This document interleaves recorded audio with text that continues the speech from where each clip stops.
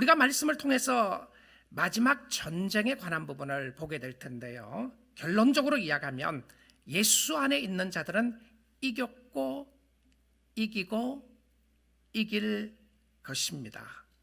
예수 믿는 사람은 마지막 전쟁도 두려워할 것 아무것도 없습니다. 오늘 이 말씀을 보게 되면 마지막 전쟁의 모습을 이야기를 하면서 요한계시록 19장에는 두 잔치에 관한 이야기를 합니다. 피스트에 관한 이야기예요. 파티에 관한 이야기를 하게 되는데 둘 다 하나님이 베푸신 잔치입니다. 하나는 어린 양의 혼인잔치였습니다. 우리가 지난번에 보았던 말씀인데요, 찬란한 영광 가운데 예수 그리스도가 신부가 되시고 신랑이 되시고 그의 교회가 신부가 되어서 그의 성도들이 신랑을 기다리는 모습 가운데 신랑은 우리를 위하여 잔치를 베풀어 놓고 있는 찬란한 영광의 천국 잔치였습니다.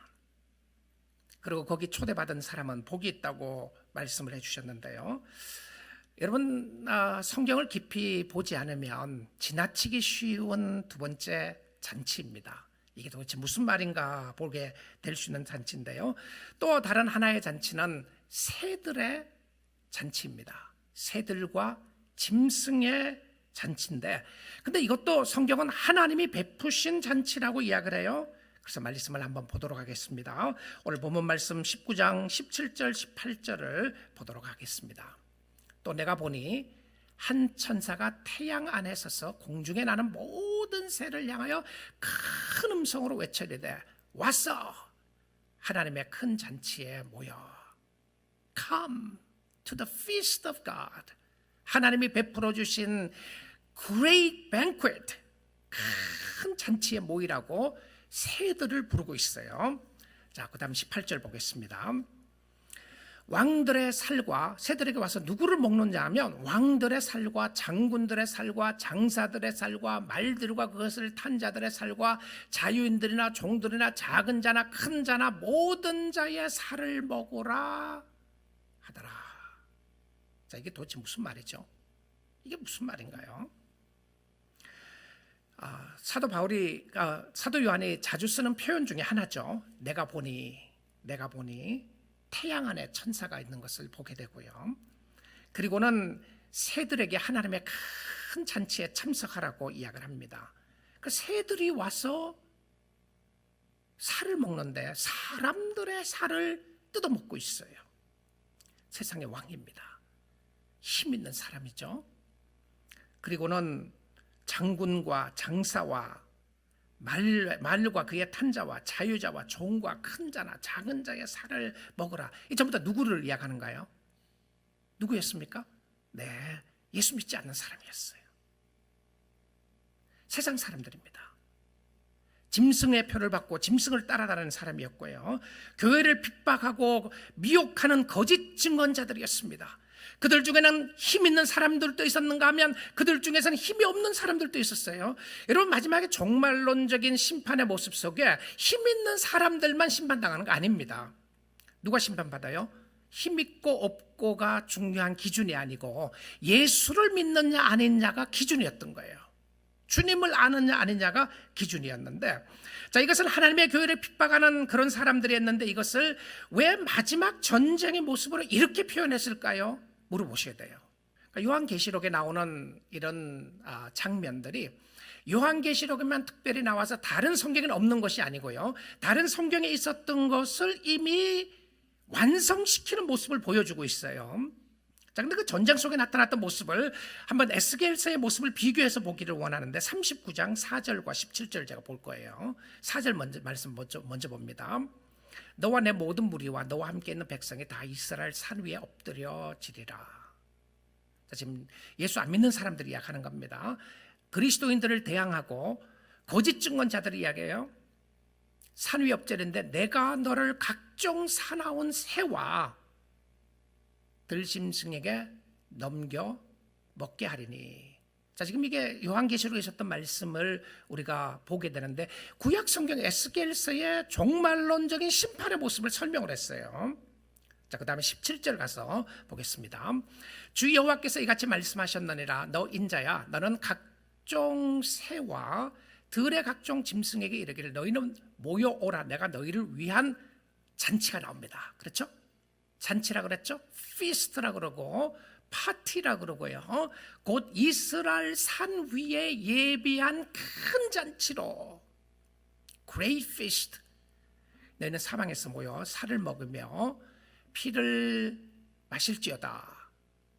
자, 그러면 지금 보았던 요한계시록에 있는 마지막 전쟁의 모습은 이미 구약 성경에 있었던 모습의 완성이라는 것을 우리는 확인해 볼 수 있어요. 무엇을 이해하나요? 마지막 때의 심판의 모습을 설명한 겁니다. 세상이 강해 보입니다. 그 당시에 에스겔이 환상을 보았던 그 당시에 세상은 너무너무 강했어요. 바벨론이 강해서 바벨론에 의해서 꼼짝하지 못하는 하나님의 백성들을 보게 됩니다. 마지막 때에 세상은 더 강해집니다. 세상의 힘을 가지고 예수 믿는 사람들을 핍박하게 될 겁니다. 예수 믿는다는 이유 때문에 많은 사람이 목숨을 잃을 수도 있습니다. 지금도 그렇게 되는 경우들이 많이 있는 거죠. 죄의 힘이 너무나도 강하게 느껴집니다.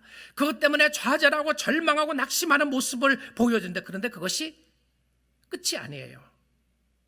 주를 대항하는 세력들 또한 악한 영들, 주를 믿지 않는 사람들의 비참한 최후를 겪고 있는 겁니다.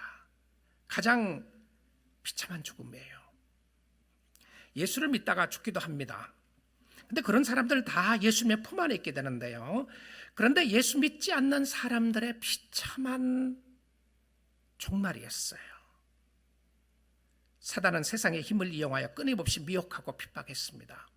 결국은 그들이 철저하고 처참하게 패하게 됩니다. 하나님이 승리하시는 모습을 보여주시는 것이죠. 자, 그런데 이 말씀을 가지고 우리가 더 보기를 원하는 것이 바로 마지막 전쟁의 모습을 더 좀 살펴보기 원하는데, 이 마지막 전쟁, 아마겟돈 전쟁은 누구와 하는 전쟁인지 살펴보기 원합니다. 자, 본문 말씀 19장 19절을 볼 텐데요. 또 내가 보매 그 짐승과 땅의 임금들과, 그 짐승은 사단이죠. 세상에 역사하고 있는 사단의 역사입니다. 짐승과 땅의 임금들과 그들의 군대들이 모여 그 말탄 자와 그의 군대와 더불어 전쟁을 일으키다가, 우리는 지난주에 보았습니다. 그 말탄 자가 예수 그리스도였습니다. 그 다음에 그를 따르는 군대들, 예수 믿는 사람들, 또 천사들을 이야기했는데, 그 무리들과 함께 세상의 힘을 가지고 전쟁을 일으키려고 하고 있는 모습을 보게 됩니다. 짐승이 악의 세력입니다. 누가 그를 이용하느냐 하면 악의 세력인 사단이 세상을 이용합니다. 세상의 힘을 이용하게 되고 그들이 힘을 가지고 말을 탄 자와 싸우려고 하는데, 그 말 탄 자가 예수 그리스도였습니다. 하나님의 백성들이었어요. 그들과 전쟁을 일으키려고 나옵니다. 그런데 자, 여러분 여기서 잘 보셔야 돼요. 여러분 성경을 이렇게 쭉 잘 살펴보시면 전쟁을 일으키는데 그 전쟁에 어떤 전쟁이 어떻게 일어나는가에 대한 이야기가 있습니까? 없습니까? 전쟁을 일으킨다고 했는데 어떻게 전쟁하는 모습은 놀랍게도 전쟁이 없습니다. 성경에 보세요. 없어요. 왜 그런가요? 왜 그렇죠? 예수님과 사단과의 전쟁은 이미 끝났어요. 언제요? 예수님의 십자가상에서 다 이루었다라고 이야기를 하면서 예수님이 죽으심과 부활하심으로 말미암아 사단과 전쟁은 다 끝났습니다. 그러면 사단의 역사가 오늘 역사하는 건 뭐죠? 하나님께서 오늘날 역사하는 것은 사단을 temporarily, 순간적으로 이 땅에서 역사하도록 허락해 준 겁니다. 자, 그럼 왜 전쟁이라는 표현을 썼을까요? 왜 전쟁이라는 표현을 썼죠? 그것은요, 사단과의 여전히 적대 관계에 있기 때문에 그렇습니다. 사단은 예수 믿는 사람들을 지금도 할 수만 있으면 미혹해서 예수 믿는 사람들을 예수 믿지 못하도록 끊임없이 역사하고 있기 때문에 사단의 전쟁의 모습을 설명했어요. 근데 마지막 전쟁은 결과적으로 선언만 남아 있습니다. 잘 들으세요. 마지막 전쟁은 선포만 남아 있어요. 그러니까 전쟁이 전혀 없는 것이 아니고요, 있는데 싸움이 없다는 거예요. 선언만 나타나요. 자, 그래서 이 마지막 전쟁의 모습을 조금 더 우리가 요한계시록을 통해서요, 아마겟돈 전쟁이라는 표현을 쓴 것을 지금 잠깐 살펴볼 겁니다. 여러분, 세상에서 전쟁이 일어날 때마다 혹시 이게 아마겟돈 전쟁인가? 중동의 정세를 보면서 의심하고 의문을 가지는 사람들이 많이 있을 겁니다. 그런데 아마겟돈 전쟁 그런 거 아닙니다. 왜 그러냐면 성경을 통해서 제가 여러분들과 확인시켜 드릴 겁니다. 전쟁이라는 말을 나오는 구절, 사실 아마겟돈이라는 전쟁이라는 말 나오는 데는 성경에 한 구절밖에 없습니다. 요한계시록에 딱 한 번 나와요. 어디에 나오느냐면 16장 16절에 나옵니다. 계시록 16장 제가 한번 읽어볼까요? 새 영이 히브리어로 아마겟돈이라는 곳으로 왕들을 모으더라. 자, 놀랍게도 여러분 컨텍스트를, 전체 내용을 보게 되면 이 요한계시록 16장에 왕들을 모으는데 전쟁이 또 없습니다. 이 요한계시록 16장의 배경을 조금 이해할 필요가 있는데요, 요한계시록 16장의 배경을 보게 되면 하나님의 마지막 진노의 대접에 관한 부분을 설명합니다. Wrath of God, 하나님의 진노가 땅에 쏟아지는 것을 설명해 주고 있는데요, 그 진노가 7개의 진노가 쏟아지면서 마지막 진노인 7개의 진노가 쏟아지면서 하나님의 심판이 끝납니다. 그래서 첫 번째 진노의 대접은 하나님의 진노가 짐승과 그 표를 받는 사람들에게 쏟아지게 되죠. 그들이 살고 있는 세상인데요, 함께 영향력을 받을 수 있는 하나님의 백성들도 있습니다. 하나님의 진노로. 그런데 하나님의 백성들은 죽지 않아요. 진노 때문에 죽지 않습니다. 이 7개의 마지막 진노가 쏟아지면서 17장에 와서서는요, 음행하는 자들 멸망의 모습을 이야기해주고 있고요, 짐승의 표를 가지고 핍박하는 자들이 다 죽게 되고, 그리고 계시록 18장에 가서는 세상의 상징이었던 바벨론이 멸망하는 것을 보여줍니다. 그리고 실질적으로 요한계시록 19장은 마지막 집행만 남아 있습니다. 집행만 남아 있어요. 자, 아마겟돈이라는 말이 새 영이 히브리어로 아마겟돈이라고 되어 있는데, 이 아마겟돈이란 말은 풀어서 설명하면 무기도의 산이라는 표현입니다. 그런데 무기도라고 하는 곳은 지형적으로 산이 아닙니다. 그러면 여기에서도 보여주고 싶은 부분들이 있다는 거죠. 뭐 세계 3차 대전에 무기도에서 일어나야 될 이유가 없는 겁니다. 자, 제가 좀 더 설명을 할 텐데요, 이 무기도라고 하는 곳에서 사사기에 보게 되면 전쟁에 승리한 사람이 한 사람 나옵니다. 사사기 4장 5장인데요 그 당시에 가나안 왕이었던 야빈 왕이 이스라엘 백성들을 핍박하게 됩니다. 그런데 그 당시에 야빈 왕의 힘이 대단했습니다. 그에게 철거병 900대가 있었다고 성경은 이야기해 주고 있는데요, 그런데 이스라엘 백성들에게는 철로 만든 칼도 없을 때였습니다. 이런 상황이라면 백전백승 지는 겁니다, 전쟁에서. 그러니까 왕이 너무나도 두려워하고 있었던 것이죠. 그때 하나님이 누구를 보냈냐면 사자 중에 하나였던 드보라 여선지자를 보내게 됩니다. 근데 이 선지자라고 하는 표현보다는 사사라고 하는 표현이 더 맞는 표현인데요, 장군입니다. 장군적인 모습이죠. 근데 그가 전쟁을 하도록 끌고 가는데 무기도에서 전쟁을 합니다. 근데 그 전쟁이요, 이길 수 없는 전쟁인데 놀랍게 하나님의 백성들이 이기게 돼요. 무기도였습니다. 자, 마지막 전쟁의 모습에서 승리의 모습을 확인해 보기를 원하는데요, 성경은 늘 우리에게 이렇게 가르쳐주고 있습니다. 이 전쟁은 너희에게 속한 것이 아니라 나에게 속한 것이다. 그래서 하나님이 장군이 되시고 대장이 되셔서 이 전쟁에 승리하게 되시는 것을 보여주면서 사단과의 영적 전쟁의 승리는 예수 그리스도가 하셨습니다. 그럼 우리는 무엇을 해야 하는 것이죠? 승리하시는 예수 그리스도 안에 있으면 저절로 승리하게 됩니다. 그래서 믿음으로 승리하는 겁니다. 자, 영적 전쟁은 믿음으로 하는 것인데요, 예수님을 의지하지 않고 나의 교만과 재능과 실력을 의지했다가 영적으로 처참하게 무자비하게 실패하는 경험을 해본 사람들도 있을 것입니다. 자, 그래서 이 전쟁의 모습을 조금 더 보고 제가 설명을 하도록 하겠습니다. 19장 20절이에요. 짐승이 잡히고 그 앞에서 표적을 행하던 거짓 선지자도 함께 잡혔으니 이런 짐승의 표를 받고 그의 우상에게 경배하던 자들을 표적으로 미혹하던 자라. 이 둘이 산채로 유황불 붙는 못에 던져지고 마귀가 잡힙니다. 그리고 마귀를 따라다니면서 악령의 세력을 따라다녔던 거짓 선지자들도 다 잡히게 됩니다. 자, 여러분, 아까 전쟁한다고 그랬죠?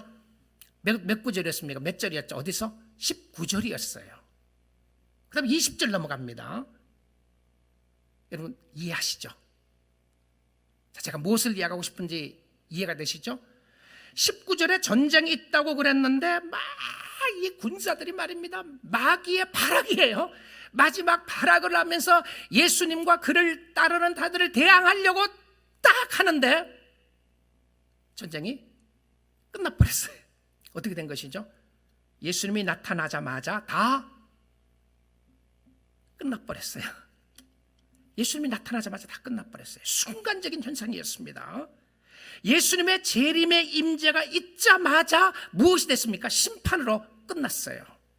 자, 사단은 예수님과 대항해서 싸울 상대가 아닙니다. 사단이 아무리 강하고 죄가 아무리 강해도 이제는 더 이상 예수 그리스도와 싸울 수 있는 대상이 아닙니다. 이것은 무엇을 말하고 있습니까? 여러분, 세상에는 끊임없는 전쟁의 소리가 있을 수 있습니다. 어디서 전쟁의 소리가 들린다고 하더라도 그것이 마지막 전쟁이냐, 영적 전쟁이냐, 여러분 그거 걱정 안 하셔도 됩니다. 무슨 말이냐면, 여러분 영적 마지막 전쟁은 순간적으로 다 온 인류 역사 가운데 한꺼번에 다 끝나버리는 겁니다. 뭐 핵전쟁 해갖고 뭐고 어떤 사람은 살아남고 어떤 사람은 공중에 올라가고 어떤 사람 밑에 있고 그러지 않고요. 예수 그리스도가 임재하는 그 순간에 모든 것이 한순간에 끝나게 돼요. 마지막 아마겟돈 전쟁은 예수 그리스도가 이 땅에 임하셔서 심판하는 마지막 시간이었습니다. 미국과 러시아와 싸울 것인가? 미국과 중국과 싸울 것인가? 아니면 미국과 중동하고 싸울 것인가? 누구하고 싸워서 어떤 전쟁을 일으키느냐가 핵심이 아니고요. 그럴 수 있죠. 전쟁이 있을 수 있습니다. 그러나 그것이 영적 마지막 전쟁이 아니라 영적 아마겟돈 마지막 전쟁은 모든 것이 끝나버리는 새 하늘과 새 땅을 창조하시고 예수 그리스도가 다시 오셔서 예수 믿는 사람들 공중으로 들림받게 하시고 예수님과 함께 영원히 살 수 있는 곳으로 가게 하시고 예수 믿지 않는 사람들은 심판하는 것이 마지막 종말입니다. 마지막 전쟁이었어요. 그래서 예수님이 오셔서 하시는 목적이 두 가지가 있죠. 하나는 그 백성들을 구원하기 위하여 오셨고, 그 다음에 또 하나는 사단을 멸하시고 그를 따르는 자들을 심판하기 위하여 오셨습니다. 그가 만왕의 왕이 되시고 만주의 주가 되시는 것이죠. 지난주에 보았던 말씀인데 계시록 19장 16절 한번 다시 보도록 하겠습니다. 그 옷과 그 다리에 이름을 쓴 것이 있으니 만왕의 왕이여 만주의 주라 하였더라. 예수 그리스도가 다시 오실 예수 그리스도가 만왕의 왕이고 만주의 주가 되신다는 사실입니다. 사랑하는 성도 여러분, 우리에게는 서프라이즈가 없습니다. 예수 믿는 사람들에게는 서프라이즈가 없어요. 서프라이즈 파티가 없습니다. 그럴 줄 몰랐다라는 말을 할 필요 없습니다. 여러분, 사람들에게 실망하면 그러잖아요. 세상에 이럴 줄 몰랐다. 세상에 멸망 이야기하더니 멸망이 있는 줄 몰랐다. 여러분, 만약 그 소리가 예수님 오실 때 했다면 That's really sad. It's too late. 너무 늦었어요. 왜냐하면 예수 그리스도께서는 우리가 이 땅에 살아나가는 동안에 그의 구원의 모든 계획을 다 가르쳐 주셨어요. 성경에 다 가르쳐 주셨어요. 종말에 어떤 일이 일어나게 되는지, 예수 믿는 사람들은 어떤 축복을 받게 되는지, 예수 믿고 따라가는 사람들 어떤 모습이 있게 되는지 다 가르쳐 주고 있습니다.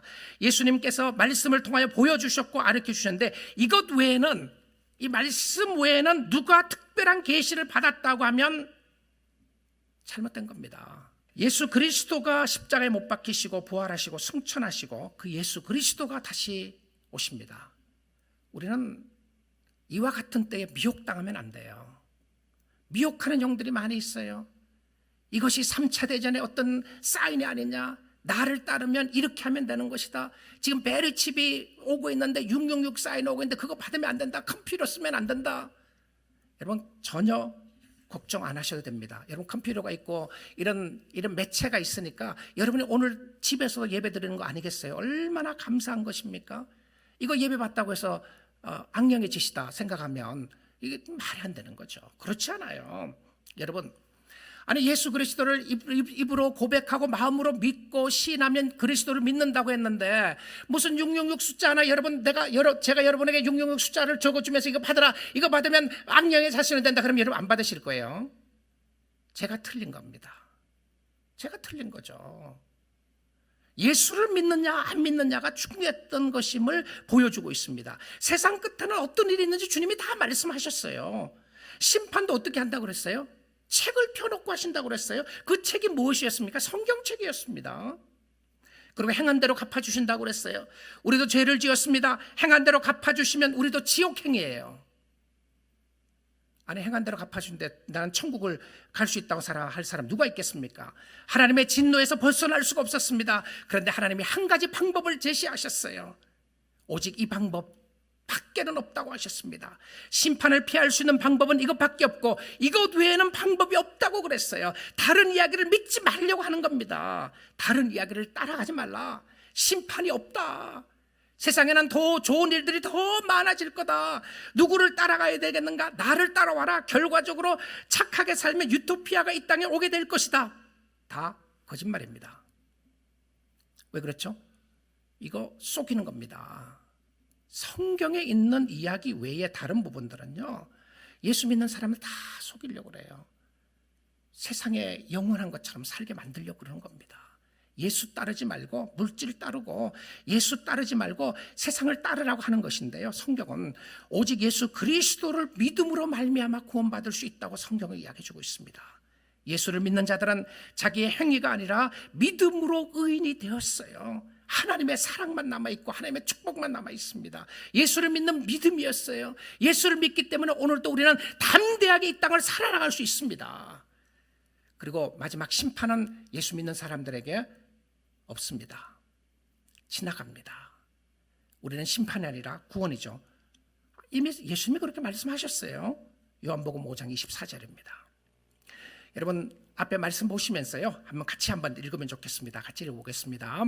내가 진실로 너희에게 이르노니 내 말을 듣고 또 나 보내신 이를 믿는 자는 영생을 얻었고 심판에 이르지 아니하나니 사망에서 생명으로 옮겼느니라. 믿습니까? 네, 아멘이시죠? 여러분 잘 아는 말씀입니다. 할렐루야입니다. 이런 예수를 믿고 계시나요? 아니 이런 예수를 믿으셔야 합니다. 오늘 예수 그리스도가 여러분을 세상에 어떤 어려움과 힘든 일이 있다고 할지라도 예수님은 결코 여러분을 버리지 않아요. 세상의 마지막 심판의 모습이나 마지막 종말론의 모습이 반드시 있습니다. 그런데 예수 믿는 사람은 어떻게 됐다고요? 심판에 이르지 아니하나니 사망에서 생명으로 옮겼느니라. 예수 믿고 나서 죽고 봐야 알지 목사님 어떻게 그렇게 말할 수 있나요? 제가 어떻게 이런 말을 할 수 있는지 가르쳐 드리겠습니다. 성경에 그렇게 이야기하잖아요. 언제요? 지금 믿으셔야 돼요. 지금 주님 따라가셔야 돼요. 나 보내신 이를 믿는 자는 영생을 얻을 것이고가 아니고 얻었고 심판에 이르지 아니하나니 사망에서 생명으로 옮겨질 것이라가 아니라 이미 옮겨졌느니라고 되어 있습니다. 사랑하는 성도 여러분, 두 손 들고 항복하며 주께 나가면 좋겠습니다. 오늘 이 시간이 축복의 기회입니다. 하나님께로 다시 나갈 수 있는 기회고 예수님이 하셨습니다. 자, 마지막입니다. 성도들은 어떻게 승리하는 삶을 살 수 있으며 우리는 오늘 어떻게 살아야 하는지를 보겠습니다. 여러분, 예수님의 임재가, 예수님이 함께 하심이 승리의 방정식입니다. 우리도 영적으로 승리할 수 있는 길은 예수 그리스도를 모시고 사는 길밖에 없어요. 예수님 보면 전쟁이 끝납니다. 사단이 죽이려고 하는데 예수를 보고는 바로 잡혔어요. 예수님이 나타나시자마자 사단이 바로 잡히게 됩니다. 사단은 오늘도 끊임없이 성도들을 미혹합니다. 물질로 미혹하고요, 세상의 힘으로 미혹하고, 자신을 의지하게 만들도록 미혹합니다. 성경을 따르지 못하도록 미혹합니다. 종말이 없다는 헛된 말로 미혹합니다.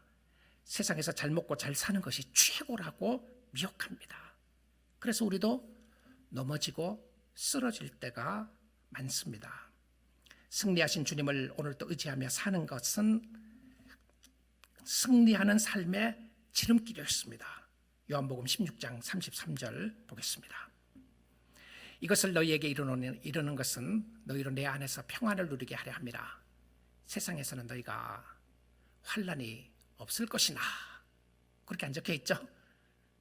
세상에서는 너희가 환난을 당하나 담대하라. 내가 세상을 이기었노라. 자, 예수님이 이기셨어요. 근데 우리는 이 땅에 있는 동안에 환난을 당합니다. 우리에게 요구되는 것은 담대함이었어요. 사랑하는 성도 여러분, 두려우시나요? 두려운 마음 가질 수 있죠. 불안하시고 답답하시고 힘드시고 어려운 부분을 가질 수 있는데, 오늘 이 아침 시간에 예수 그리스도 의지하시고 주님 따라갈 수 있기를 주님의 이름으로 축복드립니다. 주를 떠나서는 우리가 아무것도 할 수 없습니다. Apart from Him, we can do nothing. 주를 떠나서는 아무것도 할 수 없어요. 우리는 세상적으로 많은 것을 이룰 수가 있습니다. 그런데 여러분, 진짜 승리는 예수 안에 있습니다. 진짜 기쁨도 예수 안에 있어요. 정말 삶의 진정한 의미도 주님 안에 있습니다. 우리는 예수님 때문에 이룬 것이 아니라 사실 예수님 때문에 모든 것을 다 얻었습니다. 여러분, 예수 그리스도가 임함으로 말미암아 여러분이 어떤 모습이 임하게 됐는지 한 구절만 더 확인하고 마치겠습니다. 고린도후서 6장 10절입니다. 근심하는 자 같으나 항상 기뻐하고, 가난한 자 같으나 많은 사람을 부유하게 하고, 아무것도 없는 자 같으나 모든 것을 가진 자로다. 믿습니까? 세상 따라가는 것이 아니라 주님 따라가면 좋겠고요. 세상의 쾌락과 행복을 최고의 가치로 생각하고 사는 것이 아니라 주님의 뜻대로 순종하며 사는 것이 최고인 것으로 알고 살 수 있기를 원합니다. 주님이 다시 오십니다. 모든 것이 새롭게 되는 그날을 우리는 바라보고 있습니다.